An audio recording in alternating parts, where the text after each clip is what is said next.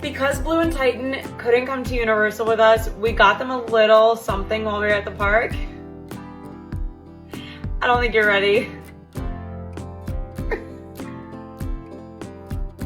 So if any of you don't know, Blue is actually named after Blue, the Velociraptor from Jurassic World, but it didn't fit him, so we gave him this.